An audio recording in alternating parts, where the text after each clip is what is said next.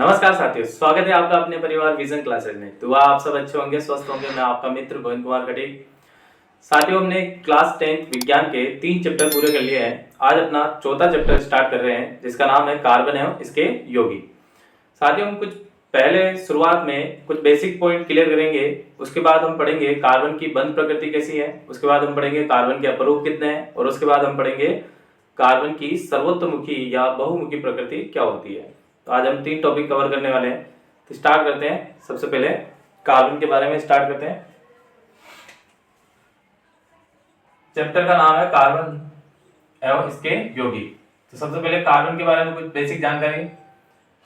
Carbon का जो प्रतीक होता है वो होता है C। कार्बन का प्रतीक क्या होता है? C। और इसका जो परमाणु क्रमांक है, आवर्त सारणी में इसका जो परमाणु क्रमांक है वो कितना है? वो है 6 नंबर पे आता है ये। उसके बाद परमाणु भार, कार्बन का जो परमाणु भार है वो कितना है? 12। उसके बाद इलेक्ट्रॉन की अगर संख्या पूछे, कार्बन में कितने इलेक्ट्रॉन है, तो वो तुम्हें कितने बताने हैं? 6। उसके बाद अगर प्रोटॉन की संख्या पूछे, तो प्रोटॉन की संख्या भी तुम्हें कितनी बतानी है? 6। ये बातें आपको पता होनी चाहिए। सबसे पहले प्रतीक क्या है? C, परमाणु संख्या 6, परमाणु भार 12, इलेक्ट्रॉन की संख्या 6 और प्रोटॉन की संख्या 6। एक बात याद रखोगे, किसी भी उदासीन परमाणु में किसी भी परमाणु का परमाणु क्रमांक, प्रोटॉन की संख्या और इलेक्ट्रॉन की संख्या हमेशा बराबर होती है।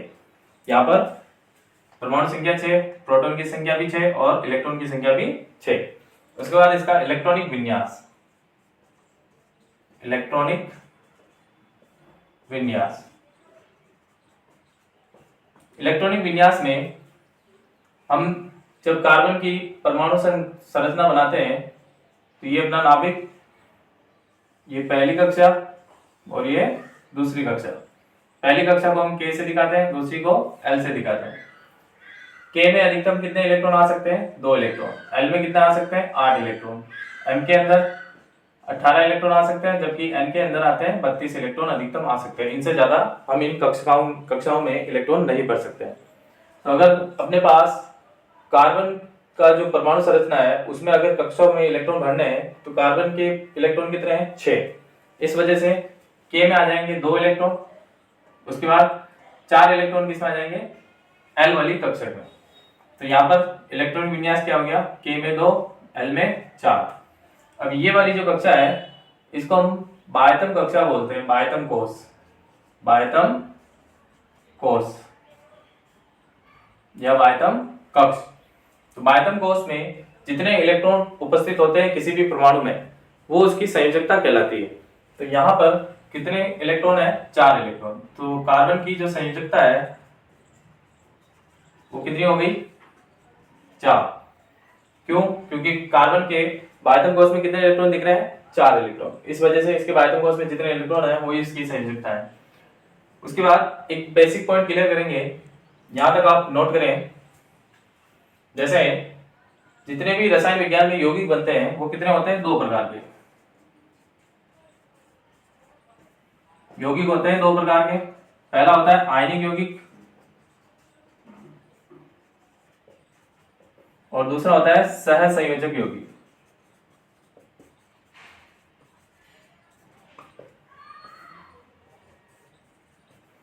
ये जो आयनिक यौगिक है ये जब बनते हैं तो इसमें एक धातु होती है और एक अधातु उपस्थित होती है। लेकिन सहसंयोजक यौगिक में दोनों अधातुएं होती है, दोनों अधातुएं उपस्थित होती है। आयनिक यौगिक आयनिक बंध के द्वारा बनते हैं। इसमें इलेक्ट्रॉन का स्थानांतरण होता है।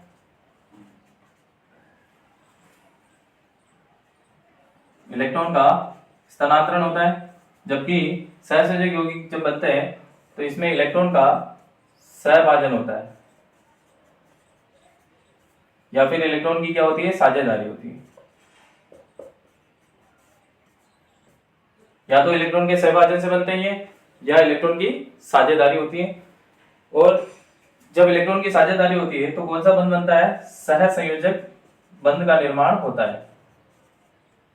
सहसंयोजक बंध, यानी कि सहसंयोजक यौगिक सहसंयोजक बंध के द्वारा बनते हैं। दोनों इसमें क्या होगी, अधातु होगी, जबकि आयनिक यौगिक इलेक्ट्रॉन के स्थानांतरण से बनते हैं, इसमें एक धातु और एक अधातु होगी, और ये आयनिक बंध के द्वारा बनते हैं। ये किसके द्वारा बनते हैं, आयनिक बंध के द्वारा बनते हैं।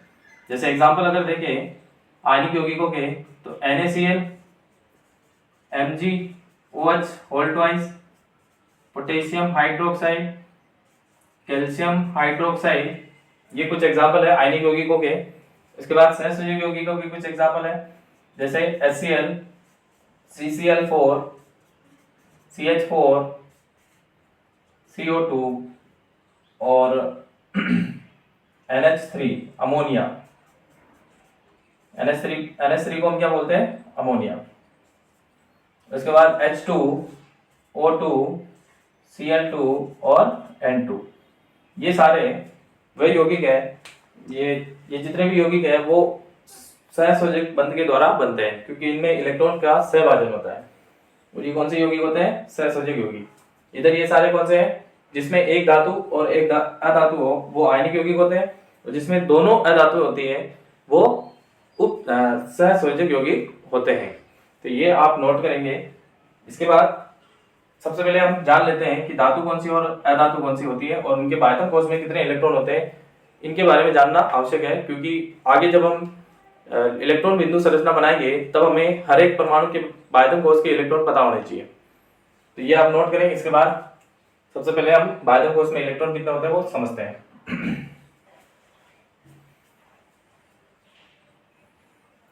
आगे बढ़े।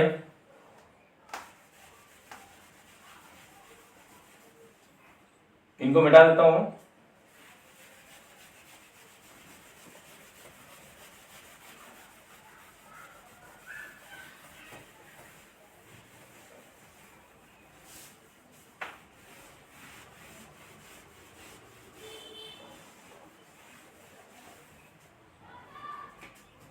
या एक टेबल बना रहा हूं, 1 से 20 तक परमाणु आपको याद होने चाहिए। जैसे hydrogen, helium, lithium, beryllium, boron, carbon, nitrogen, oxygen, chlorine और नियोन। फिर sodium, magnesium, aluminium, silicon, phosphorus, sulphur, chlorine, argon, potassium और कैल्शियम। तो इस तरीके से जो आवर्त सारणी में एटम जमे होते हैं, परमाणु इस तरीके से जमे होते हैं, तो आपको भी ऐसे ही लिखना है इनको। उसके बाद इसमें बोरॉन और सिलिकॉन जो है वो क्या है, उपधातु है। वो कैसी है, उपधातु। और इन दोनों गोलों के इधर जो है वो सारी की सारी धातु होती हैं, किसको छोड़कर, हाइड्रोजन को छोड़कर, क्योंकि हाइड्रोजन एक गैस है। और इन दोनों गोलों के इस तरफ जितनी भी है, जितने भी परमाणु दिख रहे हैं आपको, ये सारे अधातु कहलाते हैं। धातुओं से क्या बनते हैं, धनायन बनते हैं। मतलब धातुएं जो इलेक्ट्रॉन त्याग देती है तब किसका निर्माण होता है, धातुएं इलेक्ट्रॉन त्याग कर धनायन का निर्माण करती है, जबकि यह धातुएं इलेक्ट्रॉन ग्रहण करके ऋणायन बनाती है। यह आप नोट करेंगे। उसके बाद इन सभी परमाणु के अंदर जो बायतम कोश में जो इलेक्ट्रॉन उपस्थित होते हैं वो कितने होते हैं, तो बायतम कोश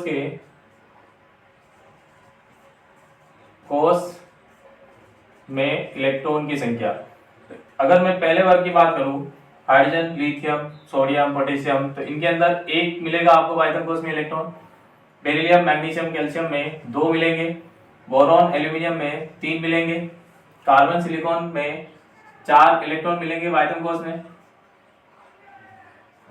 और नाइट्रोजन और फास्फोरस में 5 इलेक्ट्रॉन मिलेंगे। ऑक्सीजन, सल्फर में 6। इस तरीके से ये नंबर्स आगे बढ़ते जाएंगे। तो ये आपको नोट करना है कि आपसे अगर पूछे कि जैसे नाइट्रोजन है, नाइट्रोजन कितने नंबर पर आता है, इसका एटॉमिक नंबर 7, तो इसके के में कितने आएंगे, 2 इलेक्ट्रॉन। बाकी जो 5 इलेक्ट्रॉन है वो किसमें जाएंगे, एल। तो बायतम कोश में कितने इलेक्ट्रॉन आए, 5। तो यहाँ पर हमने डायरेक्ट इस सारणी से आप डायरेक्ट बता सकते हो कि किसी परमाणु के अंदर बायतम कोश की इलेक्ट्रॉन की संख्या कितनी होती है। जैसे आपसे पूछे कि बताओ क्लोरीन में कितने होते हैं, तो क्लोरीन का परमाणु क्रमांक 17। तो 17 अगर परमाणु क्रमांक है तो इलेक्ट्रॉन की संख्या भी 17 होगी। 17 होगी तो के में 2, एल में अधिकतम 8, फिर एल में 8 और 2 कितने हो गए, 10 हो गए। फिर हमें 17 भरने हैं तो 7 इसमें भर दो। कितने हो गए ये? 2 8 10 और 7 17। तो ये बायरम गॉस में कितने इलेक्ट्रॉन दिख रहे हैं आपको? 7। इसीलिए फ्लोरीन के अंदर बायरम गॉस में 7 इलेक्ट्रॉन। और ये इसमें से ये जो 18वें वर्ग के तत्व है, ये 18वें वर्ग के तत्व जो है ये नोबल गैस कहलाते हैं। ये सारी की सारी नोबल गैस हैं। ये किसी भी अभिक्रिया में भाग नहीं लेते हैं। ये आप नोट करेंगे कि हीलियम, नियॉन और आर्गन, यहाँ पर हीलियम जो है ये अपवाद है क्योंकि इसके बायरम गॉस में केवल 2 इलेक्ट्रॉन है, बाकी सब में 8-8 इलेक्ट्रॉन आपको दिखेंगे। बाकी सब में कितने इलेक्ट्रॉन दिखेंगे? 8-8 इलेक्ट्रॉन आपको दिखेंगे। ये सारी जो है ना 18 वर्ग के सभी नोबल गैसें होती हैं, ये किसी भी अभिक्रिया में भाग नहीं लेते हैं क्योंकि ये पहले से ही स्थायी होते हैं, क्योंकि इनके जो इलेक्ट्रॉनिक विन्यास होते हैं स्थायी इलेक्ट्रॉनिक विन्यास होते हैं। इनके स्थायी इलेक्ट्रॉनिक विन्यास ये आप नोट करेंगे कि नोबल गैसें जो होती हैं उनके इलेक्ट्रॉनिक विन्यास जो होते हैं वो स्थायी होते हैं। इनके सारे कक्षक पूरे के पूरे भरे होते हैं, इस वजह से ये स्थायी इलेक्ट्रॉनिक विन्यास दर्शाते हैं। तो ये यहाँ तक आप नोट करेंगे और बायरम गॉस के जो जितने भी कक्षक है वो आप लिखेंगे। इसके बाद आगे बढ़ते हैं अपन। सबसे पहले हम समझते हैं कार्बन की बंध प्रकृति। कार्बन की बंध प्रकृति। अब किसी भी परमाणु को यदि स्थायी होना है तो उसके बायरम गॉस में या तो 2 इलेक्ट्रॉन होने चाहिए या फिर 8 इलेक्ट्रॉन होने चाहिए। अब 2 किसके लिए होते हैं? 2 इलेक्ट्रॉन या तो हाइड्रोजन के लिए या हीलियम के लिए, क्योंकि उनके अंदर केवल k कक्षक होती है, इस वजह से 2 इलेक्ट्रॉन से वो स्थायी हो जाते हैं। उसके बाद जितने भी परमाणु है उन सब में बायरम गॉस में कितने इलेक्ट्रॉन होने चाहिए? 8 इलेक्ट्रॉन उपस्थित होने चाहिए।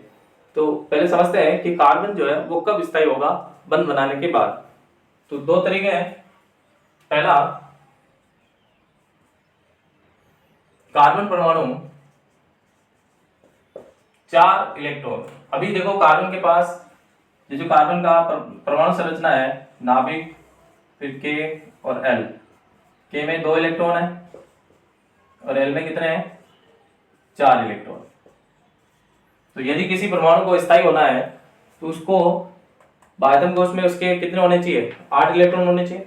तो इसके बायरम गॉस में कितने हैं? 4 इलेक्ट्रॉन है। तो अगर बाहर से इसको 4 इलेक्ट्रॉन मिल जाए, ये ग्रहण कर ले 4 इलेक्ट्रॉन, तो ये क्या हो जाएगा? स्थायी हो जाएगा। तो पहले चेक करते हैं कि यदि ये ग्रहण करता है तो क्या प्रॉब्लम होती है। तो कार्बन परमाणु 4 इलेक्ट्रॉन ग्रहण करके, यदि कोई परमाणु ग्रहण करेगा इलेक्ट्रॉन तो उसके ऊपर माइनस आवेश आएगा। कौन सा आवेश आएगा? माइनस आवेश। तो 4 इलेक्ट्रॉन ग्रहण करेगा तो 4 माइनस लिखेंगे उसके ऊपर। कार्बन परमाणु 4 इलेक्ट्रॉन ग्रहण करके ऋणायन बनाता है, बना सकता है ना, ऋणायन बना सकता है। लेकिन अगर ये 4 इलेक्ट्रॉन ग्रहण कर लेता है तो प्रोटॉन, नाभिक के अंदर प्रोटॉन कितने हैं? अभी हमने समझा कि कार्बन परमाणु में प्रोटॉन की संख्या जो होती है वो 6 होती है और प्रोटॉन कहाँ रहते हैं? केंद्र में। प्रोटॉन कहाँ रहते हैं? केंद्र के ऊपर। और इलेक्ट्रॉन की संख्या भी कितनी होती है? 6। तो 6 प्रोटॉन वाले नाभिक के लिए 10 इलेक्ट्रॉन को धारण करना मुश्किल होता है।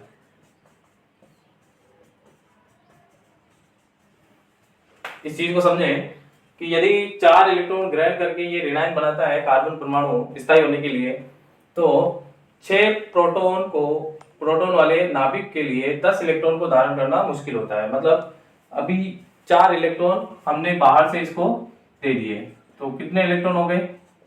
बायरम गॉस में हो गए 8 इलेक्ट्रॉन और अंदर K कक्षक में कितने हैं? 2। तो टोटल कितने हो गए? 10। लेकिन प्रोटॉन कितने हैं? 6।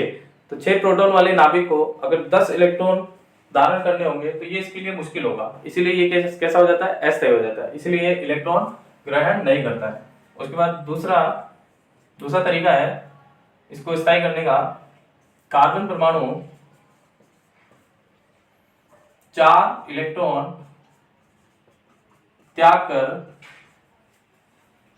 अगर कोई भी परमाणु 4 इलेक्ट्रॉन त्यागेगा तो उसमें से 4 ऋण आवेश बाहर निकल जाएंगे। यदि 4 ऋण आवेश बाहर निकल गए तो कौन सी किसकी वृद्धि हो जाएगी? धनावेश की वृद्धि हो जाएगी। तो यहाँ पर कार्बन परमाणु 4 इलेक्ट्रॉन त्याग कर धनायन बना सकता है, धनायन बना सकता है। परंतु दिक्कत क्या है कि यदि ये 4 इलेक्ट्रॉन त्याग देगा तो मतलब बाह्यतम कोश में जो 4 इलेक्ट्रॉन थे इसके पास वो क्या हो गए? निकल गए।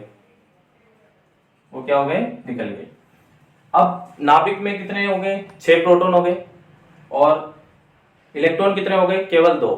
तो 2 इलेक्ट्रॉन वाले जो कार्ब धनायन बना है, ये जो 2 इलेक्ट्रॉन वाला कार्ब धनायन बना है, परंतु 2 इलेक्ट्रॉन वाले कार्ब धनायन बनाने के लिए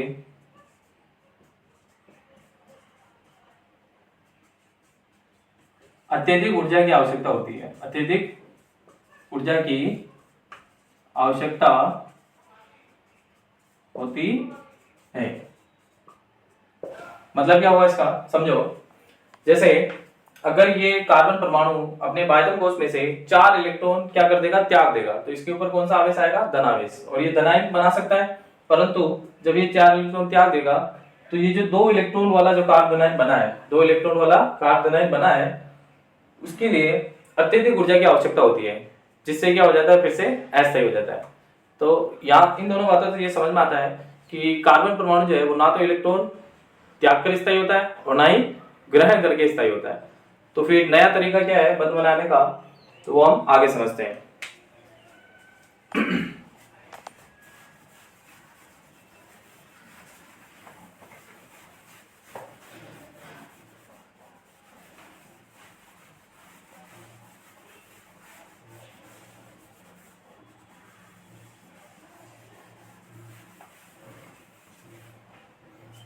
आगे अभी हमने पढ़ा कि कार्बन जो है वो ना तो इलेक्ट्रॉन त्याग सकता है और ना ही ग्रहण कर सकता है। अतः ये कार्बन परमाणु स्थायी होने के लिए दूसरे परमाणु के साथ इलेक्ट्रॉन का या तो सहभाजन करेगा या उनके साथ साझेदारी करेगा, और साझेदारी करके ये क्या हो जाता है? स्थायी हो जाता है। तो इसीलिए कार्बन परमाणु जो है वो इलेक्ट्रॉन दूसरे परमाणु के साथ क्या करता है? साझेदारी करके स्थायी हो जाता है। तो यहाँ पर एक वर्ड नोट करेंगे, अतः कार्बन परमाणु नोबल गैस इलेक्ट्रॉनिक विन्यास धारण करने के लिए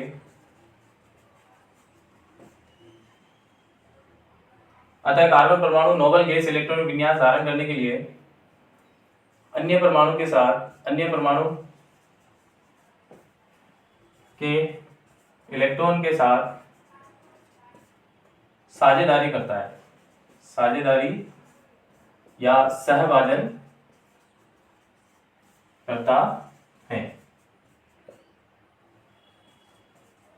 यानी कि अगर कार्बन परमाणु को स्थायी होना है या फिर नोबल गैस इलेक्ट्रॉनिक विन्यास को धारण करना है।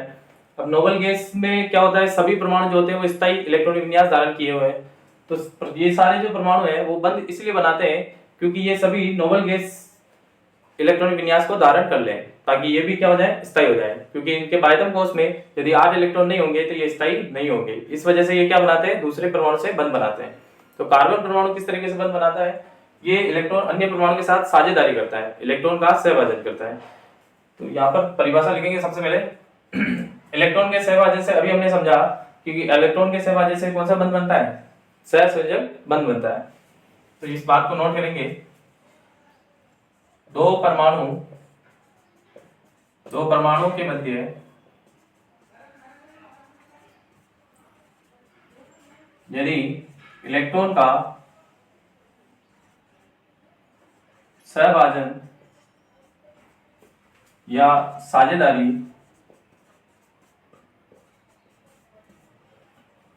दो परमाणु के मध्य यदि इलेक्ट्रॉन का सहभाजन या साझेदारी हो साझेदारी से बने बंध को, साझेदारी से बने बंध को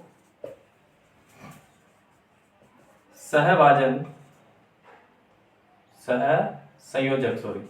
सहसंयोजक बंध कहते हैं। यदि दो परमाणु अपने इलेक्ट्रॉन के क्या करेगा, साझेदारी करेगा, दोनों परमाणु जो है अपने इलेक्ट्रॉनों को साझेदारी करता है, तो उससे बनने वाले बंध को हम क्या कहते हैं, सहसंयोजक बंध कहते हैं या सहसंयोजी आबंध कहलाता है। ये बात आप नोट करेंगे। इसके बाद हम समझते हैं कि जो कार्बन परमाणु है वो सहभाजन बंध जो है, सहसंयोजक बंध जो है, वो सहसंयोजी आबंध जो है वो किस तरीके से बनाता है, उसके कुछ एग्जाम्पल देखते हैं। तो ये मिटा देता हूं मैं, आप इसको नोट कर ले।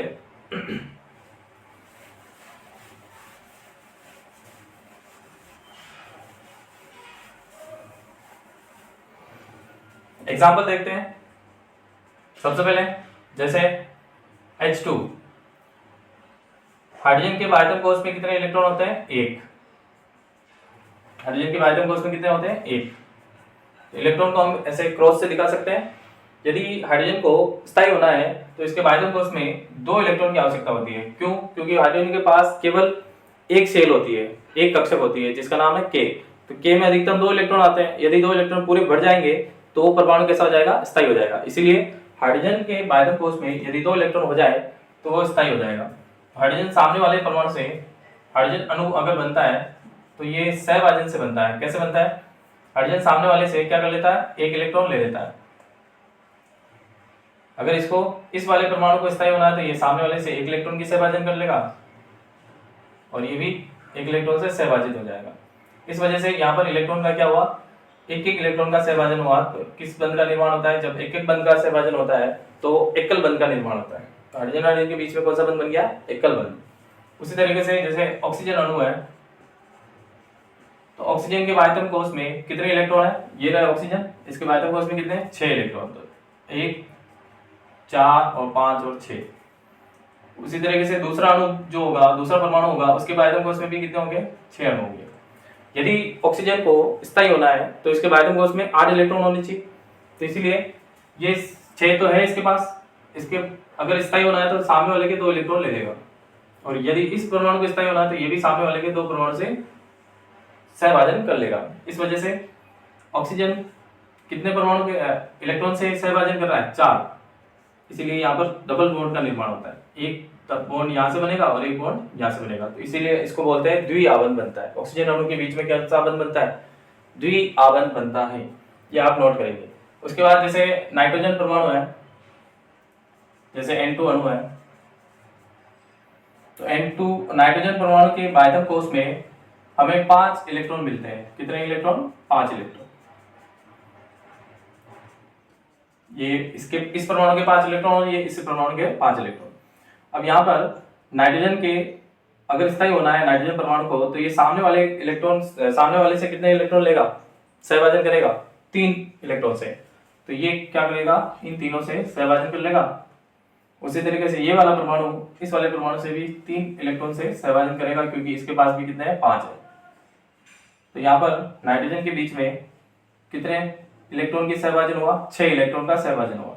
इस वजह से यहाँ पर त्रिआबंध बनेगा। कौन सा बंध बनेगा, त्रिआबंध का निर्माण होगा। तो यहाँ पर आपको ये चीज क्लियर हो गई होगी। तो सहभाजन बंध कैसे बनते हैं, इन एग्जाम्पल से समझ में आया होगा। तो 1-2 एग्जाम्पल और देखते हैं। जैसे HCl में हाइड्रोजन के पास 1 इलेक्ट्रॉन, क्लोरीन के आयतन कोश में कितने, 7 इलेक्ट्रॉन, 6 और ये 7। अगर क्लोरीन को स्थायी होना है तो उसको 8 इलेक्ट्रॉन की जरूरत है, तो सामने वाले से 1 ले लेगा। और हाइड्रोजन को स्थायी होना है तो इसको 2 इलेक्ट्रॉन की जरूरत होती है। इस वजह से ये सामने वाले से 1 इलेक्ट्रॉन के साथ सहभाजन कर लेगा। तो क्लोरीन और हाइड्रोजन के बीच में कौन सा बंध बनेगा, एकल बंध बनेगा। इसके बाद और एग्जाम्पल देखते हैं। जैसे अपने पास मेथेन गैस है। ये मेथेन जो है ये एक बायोगैस है। मेथेन क्या है, एक बायोगैस है जो कि सीएनजी में प्रमुख रूप से उपयोग होती है। सीएनजी मतलब संपीड़ित प्राकृतिक गैस। तो मेथेन एक बायोगैस है, आप याद रखोगे, और सीएनजी की मुख्य घटक है। इसका जो इलेक्ट्रॉन बिंदु, ये सारी जो मैंने संरचना बनाई है इनको हम नाम देते हैं इलेक्ट्रॉन बिंदु संरचना। क्या देते हैं? इलेक्ट्रॉन बिंदु संरचना। तो एग्जाम में इलेक्ट्रॉन बिंदु संरचना आ जाए तो आप इस तरीके से इनको बनाने की कोशिश करेंगे। यहां पर देखो कार्बन एक है, हाइड्रोजन कितने हैं? 4 है। तो कार्बन को बीच में बना दो। कार्बन के वायतन कोश में कितने इलेक्ट्रॉन होते हैं? 4। तो यहाँ पर 4 इलेक्ट्रॉन ऐसे बनाओगे। फिर उसके बाद हाइड्रोजन कितने हैं? 4। एक हाइड्रोजन के पास एक इलेक्ट्रॉन रहता है, इस वजह से चारों हाइड्रोजन को अलग अलग ऐसे बना लोगे। अब यहाँ पर हाइड्रोजन को अगर स्थायी होना है तो इसके वायतन कोश में 2 इलेक्ट्रॉन होने चाहिए। तो ये सामने वाले से एक इलेक्ट्रॉन ले लेगा, ये वाला भी एक ले लेगा, एक इलेक्ट्रॉन से सहभाजन, एक इलेक्ट्रॉन से सहभाजन। लेकिन कार्बन परमाणु को यदि स्थायी होना है तो इसके वायतन कोश में 8 इलेक्ट्रॉन होने चाहिए। तो यहाँ पर ये सबके 2-2 इलेक्ट्रॉन से सहभाजन कर लेगा। 2, 2 4, 2 6 और 2 8।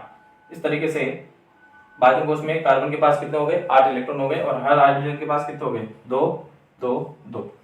तो ये CH4 मेथेन जो है वो भी सहसंयोजक बंध बनाकर स्थायी हो जाता है। इसके बाद एक और एग्जांपल देखते हैं। जैसे अपने पास है कार्बन डाइऑक्साइड गैस CO2। यहाँ पर कार्बन के पास होते हैं, वायतन कोश में कितने इलेक्ट्रॉन होते हैं? 4। तो यहाँ पर 2 इधर बना दो, 2 इधर बना दो। ऑक्सीजन कितनी है? 2 है, एक इधर बना दो, एक इधर बना दो। ऑक्सीजन के वायतन कोश में कितने इलेक्ट्रॉन दिखेंगे? 6। तो 1 2 3 4 5 6, 1 2 3 4 5 6। यदि ऑक्सीजन को स्थायी होना है तो ये सामने वाले के 2 इलेक्ट्रॉन से सहभाजन करेगा। तो यहाँ पर कार्बन के 2 इलेक्ट्रॉन ले लेगा। उसी तरीके से इस ऑक्सीजन को अगर स्थायी होना है तो ये भी कार्बन के 2 इलेक्ट्रॉन से सहसंयोजक बंध बना लेगा। और अगर कार्बन को स्थायी होना है तो इसके भी 8 होने चाहिए। तो 2 ये 4 इधर और 4 इधर, कितने हो गए? 8। तो इस तरीके से ये बंध बना लेते हैं। तो आपको ये समझ में आया होगा। एक संरचना और बनाते हैं, जैसे अमोनिया NH3, इसे हम अमोनिया कहते हैं। या नाइट्रोजन के वायतन कोश में कितने इलेक्ट्रॉन होते हैं? 5 इलेक्ट्रॉन होते हैं। तो 1 2 3 4 और ये 5। उसके बाद हाइड्रोजन कितने हैं? 3। तो तीनों हाइड्रोजन एक एक इलेक्ट्रॉन है, तीनों हाइड्रोजन के पास एक एक इलेक्ट्रॉन होंगे। और यहाँ पर हाइड्रोजन को चाहिए 2 इलेक्ट्रॉन स्थायी होने के लिए, इसीलिए नाइट्रोजन का 1 इलेक्ट्रॉन ले लेगा। उसी तरीके से हाइड्रोजन को, इस हाइड्रोजन को भी 2 इलेक्ट्रॉन की जरूरत है, इस हाइड्रोजन को भी 2 इलेक्ट्रॉन की जरूरत है। लेकिन नाइट्रोजन को स्थायी होना है तो उसके वायतन कोश में 8 इलेक्ट्रॉन होने चाहिए। तो 8 कैसे है? देखो 2 तो ये रहे, 1 2 3 4 5 6 7 8। इस तरीके से ये बंध बना लेंगे। तो आपको ये संरचनाएं समझ में आई होगी। इन सभी संरचनाओं को हम बोलते हैं इलेक्ट्रॉन बिंदु संरचनाएं। तो ये आप नोट करेंगे। इसके बाद आगे बढ़ते हैं। एक बार नोट कर लें, इसको स्क्रीनशॉट ले लें, आगे समझते हैं अपन। तो ये हो गई कार्बन की बंध प्रकृति। अब हम समझते हैं कार्बन जो है वो ना तो 4 इलेक्ट्रॉन त्यागता है और ना ही ग्रहण करता है। अब 4 इलेक्ट्रॉन क्यों बोला मैंने? क्योंकि इसके वायतन कोश में कितने इलेक्ट्रॉन होते हैं? 4 इलेक्ट्रॉन उपस्थित होते हैं। इस वजह से ये ना तो 4 इलेक्ट्रॉन त्याग कर स्थायी होता है, ना ही ग्रहण करके स्थायी होता है। ये किसमें नोबल गैस इलेक्ट्रॉनिक विन्यास धारण करने के लिए ये अन्य परमाणु के साथ इलेक्ट्रॉन की साझेदारी करता है। तो साझेदारी से कौन से बंध बनते हैं? सहसंयोजक बंध का निर्माण होता है। तो ये आप नोट करेंगे। इसके बाद हम पढ़ते हैं कार्बन के अपर रूप, और ये इलेक्ट्रॉन बिंदु संरचना जो है आपको समझ में आनी चाहिए।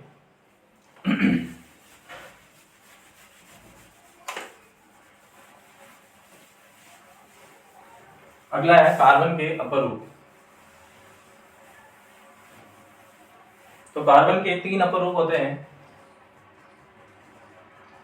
कार्बन के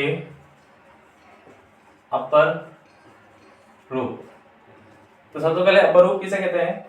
जिन संरचनाओं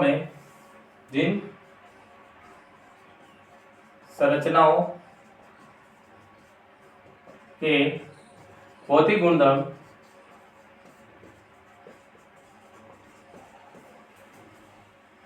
अलग अलग हो,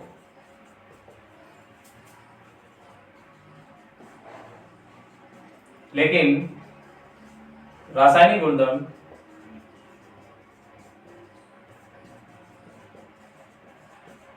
समान हो। जिन संरचनाओं के भौतिक गुणधर्म अलग अलग हो लेकिन रासायनिक गुणधर्म क्या हो, समान हो, उन्हें वे अपरूप कहलाते हैं। वे अपरूप कहलाते हैं। ये नोट करेंगे आप, जिन संरचनाओं के भौतिक गुणधर्म समान हो, सॉरी भौतिक गुणधर्म तो क्या हो, अलग अलग हो, लेकिन रासायनिक गुणधर्म क्या हो, समान हो, उन्हें हम अपरूप कहते हैं। जैसे कार्बन के 3 अपरूप मिलेंगे अपने को। पहला मिलेगा ग्रेफाइट, सॉरी पहला हम पढ़ेंगे हीरा। पहला कौन सा पढ़ेंगे, हीरा। और दूसरा पढ़ेंगे अपन ग्रेफाइट, और तीसरा पढ़ेंगे अपन फुलरी। तो कार्बन के 3 अपरूप है, पहला हीरा, दूसरा ग्रेफाइट और तीसरा कौन सा है, फुलरी। तो सबसे पहले हीरा क्या होता है इसको हम समझते हैं। तो हीरे में प्रत्येक कार्बन परमाणु अन्य 4 कार्बन परमाणु से बंध बनाता है।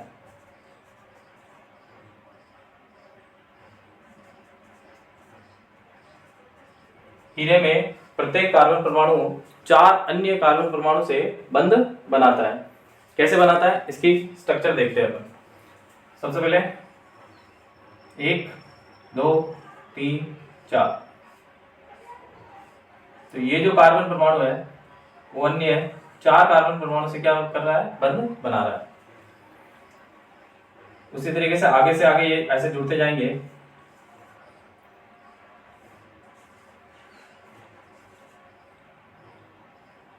फिर ये 4 से बना देगा 1 2 3 4। हर एक कार्बन परमाणु, ये जो मैंने डॉट बनाए हैं ये कार्बन परमाणु है, और हर एक डॉट जो है वो कार्बन परमाणु को दिखा रहा है। ये वापस 4 से बना दिया। ये कार्बन परमाणु कितने हो गए,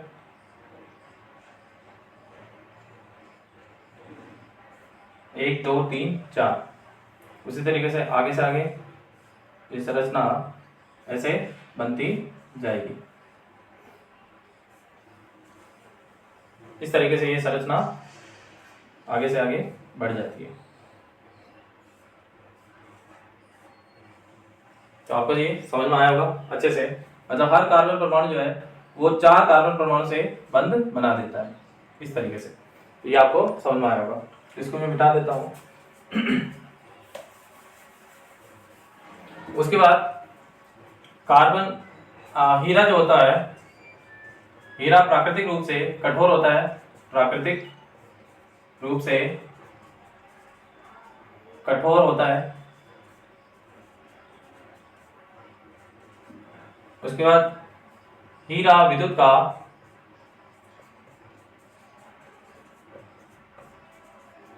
कुचालक होता है। हीरा विद्युत का कुचालक व उष्मा का सुचालक होता है।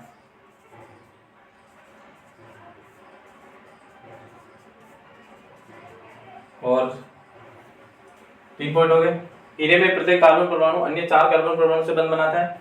हीरा प्राकृतिक रूप से कठोर होता है, और हीरा विद्युत का कुचालक और उष्मा का सुचालक होता है। अब ये विद्युत का कुचालक क्यों है, क्योंकि इसमें जो कार्बन परमाणु, कार्बन की संयोजकता होती है 4, और 4 कार्बन, जो कार्बन की संयोजकता 4 है वो चारों संयोजकता 4 कार्बन परमाणु से बंध बना लेती है। इस वजह से कोई भी मुक्त इलेक्ट्रॉन इसमें उपस्थित नहीं होता है। इस वजह से ये विद्युत का कैसा होता है, कुचालक होता है, और उष्मा का सुचालक होता है। उष्मा प्रवाहित हो सकती है।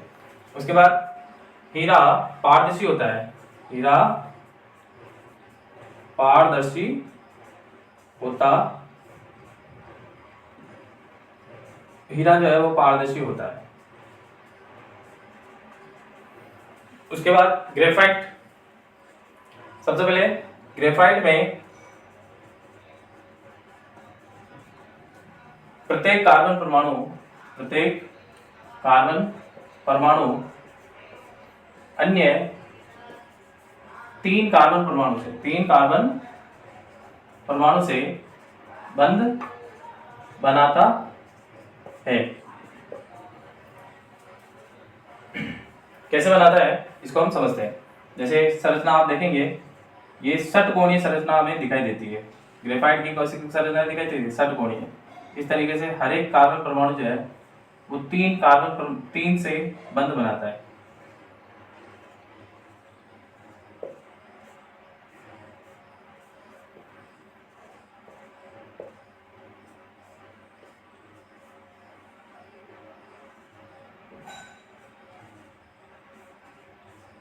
ये आपको समझ में आ रही होगी ऐसे।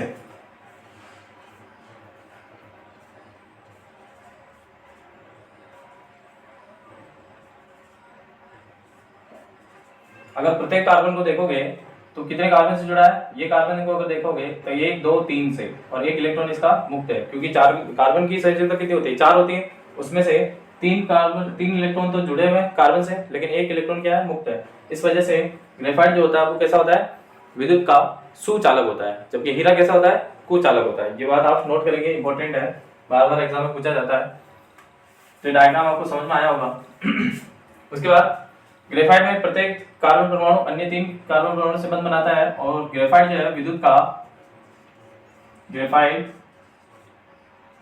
का सुचालक होता है। अभी हमने समझाया कि सुचालक क्यों है, क्योंकि इसमें एक कार्बन परमाणु 3 कार्बन से बंध बनाएगा और एक इलेक्ट्रॉन जो है वो मुक्त रह जाएगा, जिसकी वजह से ग्रेफाइट जो है वो विद्युत का कैसे हो जाएगा? सुचालक हो जाएगा। सुचालक है। और ग्रेफाइट जो है वो मुलायम व चिकना होता है। मुलायम व चिकना होता है, ये आप नोट करेंगे। उसके बाद इसका उपयोग पेंसिल बनाने में किया जाता है। इसका उपयोग पेंसिल बनाने में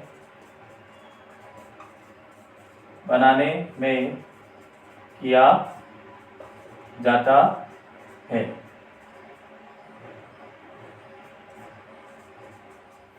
तो यहाँ तक हमने हीरे को और ग्रेफाइट को अच्छे से समझ लिया, उसकी संरचना भी हमने देख ली। अब हम समझते हैं फुलरिन।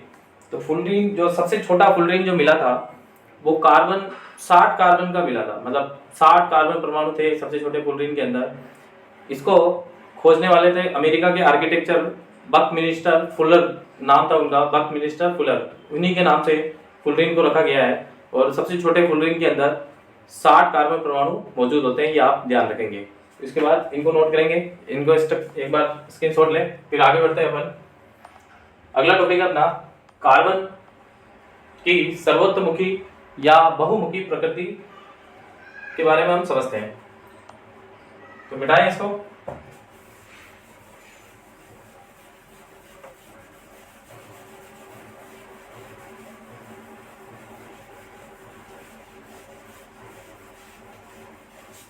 अगला टॉपिक है अपना कार्बन की सर्वोत्तमुखी या बहुमुखी प्रकृति। सबसे पहले ये बहुमुखी प्रकृति और सर्वोत्तमुखी प्रकृति मतलब क्या होता है, इसका मीनिंग क्या होता है कि अपने पास आवर्त सारणी में 118 तत्व है, लेकिन हम 118 को छोड़कर स्पेशल कार्बन को ही क्यों अलग चैप्टर दिया गया है, इसको स्पेशल क्यों पढ़ रहे हैं? क्योंकि ये बहुमुखी प्रकृति का है। बहुमुखी प्रकृति का मतलब है कि इसके अंदर बहुत लंबी लंबी श्रृंखलाएं पाई जाती है, संकलन होता है, कार्बन कार्बन के बीच में एकल बंध, द्विबंध और त्रिबंध भी बन सकता है। और ये इसकी जो संयोजकता होती है वो 4 हो सकती है, 4 परमाणु के साथ ये बंध बना सकता है। और उसके बाद ये जो है ना संरचनाओं की में समावता पाई जाती है इसके अंदर, इस वजह से हम इसको अलग पढ़ते हैं। तो स्टार्ट करते हैं कार्बन की बहुमुखी प्रकृति। तो सबसे पहले इसके कुछ पॉइंट है, जैसे पहला जो प्रकृति का जो इंपॉर्टेंट पॉइंट है वो क्या है? श्रृंखलन। उसके बाद दूसरा हम पढ़ेंगे चतुर्संयोजी, और तीसरा पढ़ेंगे समावयवता। तो कार्बन में ये 3 गुण स्पेशल होते हैं, जिसकी वजह से इसको हम अलग रूप से पढ़ते हैं। पहला क्या है? श्रृंखलन। दूसरा है चतुर्संयोजी और तीसरा क्या है समावेता। पहले समझते हैं संकलन क्या होता है। तो संकलन पहले इसको समझते हैं। तो कार्बन में कार्बन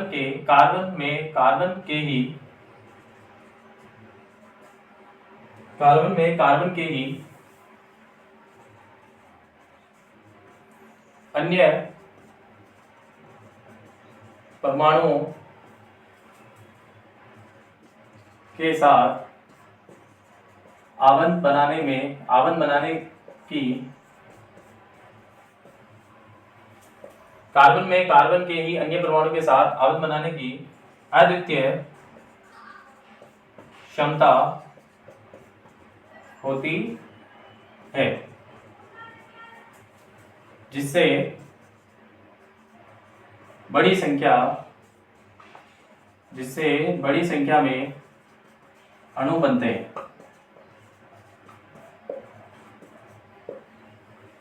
इस गुण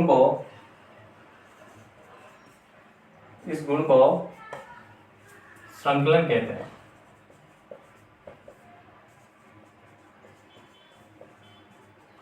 कार्बन परमाणु में कार्बन के परमाणु के साथ ही ये बड़ी श्रृंखलाओं में अद्वितीय क्षमता होती है आबद्ध बनाने की, जिसमें बड़ी संख्याओं में अणु बनते हैं, आपस में बड़ी लंबी श्रृंखलाएं जुड़ती जाती है कार्बन की। इस वजह से इसमें एक संकलन का गुण होता है स्पेशल। जैसे कार्बन के बीच में ये एकल बंध से भी जुड़ सकता है कार्बन परमाणु, ये द्विबंध से भी जुड़ सकता है और त्रिबंध से भी जुड़ सकता है। कार्बन परमाणु में जब ये दो कार्बन परमाणु एकल बंध से यौगिक बनाएंगे तो ऐसे कार्बन यौगिक को हम संतृप्त यौगिक कहते हैं।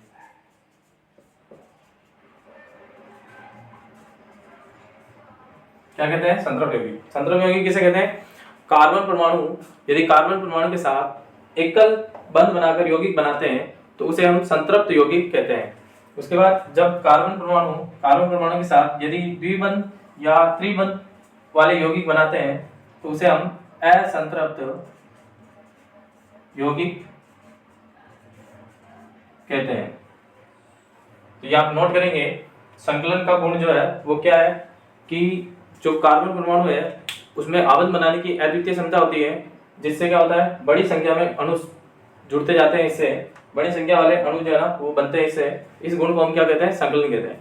और कार्बन एकल बंध बनाता है, एकल बंध वाले जो यौगिक होते हैं उनको हम संतृप्त यौगिक कहते हैं। और कार्बन यदि कार्बन के साथ द्विबंध और त्रिबंध वाले यौगिक बनाएगा तो उसे हम असंतृप्त यौगिक कहते हैं। तो ये आप नोट करेंगे। और ये जो कार्बनिक यौगिक है, ये सारे कार्बनिक यौगिक अत्यधिक, ये आप नोट करेंगे कि कार्बनिक यौगिक जो होते हैं वो अत्यधिक स्थायी और प्रबल यौगिक बनाते हैं। ये जितने भी संतृप्त यौगिक वाले संतृप्त यौगिक होंगे वो स्थायी और प्रबल होंगे, ये आप नोट करेंगे।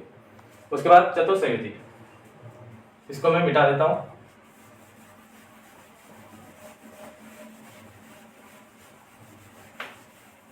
अगला क्या है? चतुर्संयोजी। अब चतुर्संयोजी में कार्बन की संयोजकता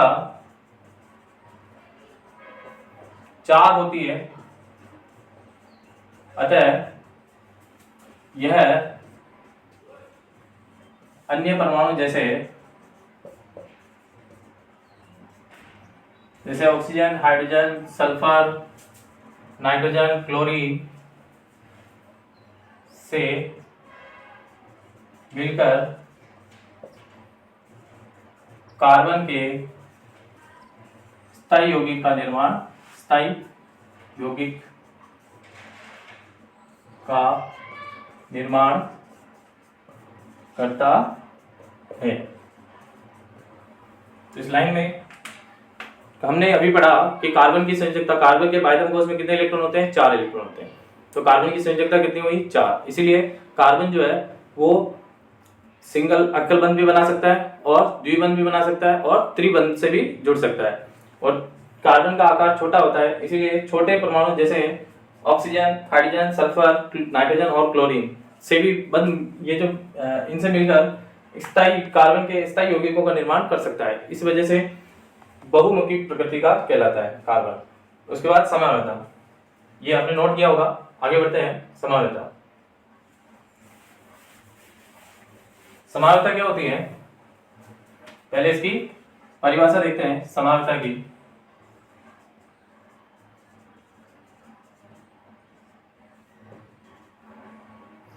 वे कार्बनिक यौगिक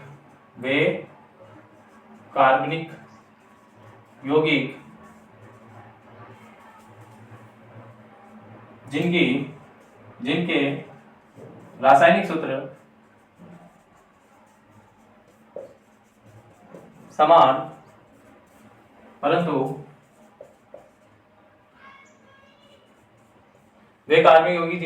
सूत्र समान परंतु रासायनिक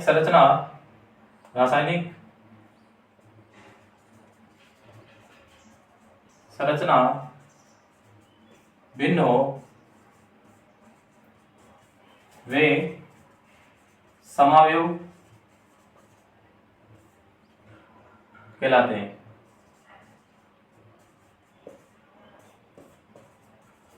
जैसे वे कार्बनिक यौगिक जिनके रासायनिक सूत्र तो समान होंगे लेकिन उनकी जो रासायनिक संरचनाएं होगी वो क्या होगी, भिन्न भिन्न होगी। जैसे एग्जांपल से समझते हैं, एग्जांपल है अपने पास ब्यूटेन। किसका है, ब्यूटेन। अब ये ब्यूटेन, इसका जो सूत्र है वो क्या होता है, C4H10। अब यहाँ पर कार्बन कितने हैं, 4, तो 4 कार्बन, इसकी जो संरचना होगी वो ऐसे होगी।